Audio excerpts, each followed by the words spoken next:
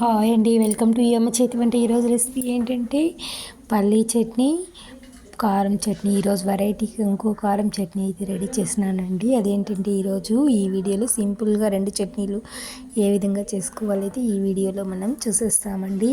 పల్లీ చట్నీ ఈ విధంగా చేసుకుంటే 2-3 డేస్ కూడా మన ఫ్రిడ్జ్లో పెట్టుకుంటే స్టోరేజ్ ఉంటుంది. ఈ కారం చట్నీ అనేది ఈరోజు వెరైటీగా చేసినాను. మామూలు కారం చట్నీ కంటే ఇది కొంచెం గట్టిగా అయితే ఉంటుంది. ఈ విధంగా చేసుకుని రోజు ఒకే చట్నీ తిని బోర్ కొడుతుంటే ఇలా చేసుకుంటే మనం చట్నీ బాగుంటే ఇడ్లీ బాగాలేకపోయినా కూడా, దోశ బాగాలేకపోయినా కూడా మనం ఈ టేస్టీగా అయితే తినేస్తాము. అంత టేస్టీగా ఉంటాయి.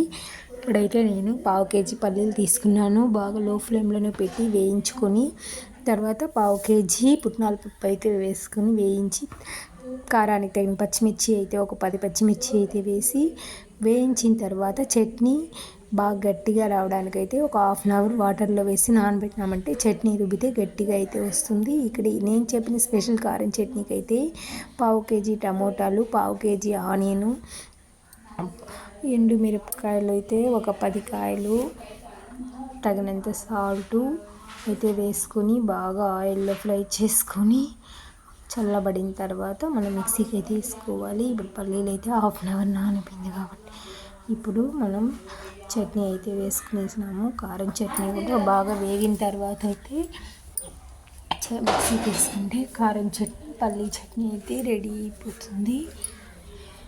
ఇప్పుడు ఈ చట్నీని అయితే మిక్సీకి వేసుకుంటే మామూలుగా వేసే చట్నీ అయితే కొంచెం దీంట్లో పుట్నాల పప్పు కలపడం వల్ల చట్నీ అయితే గట్టిగా ఉంటుంది, టేస్టీగా ఉంటుంది. పుట్నాల పప్పు కంటే కూడా మనం వేరుశనగ పప్పు కూడా వాడుకోవచ్చు.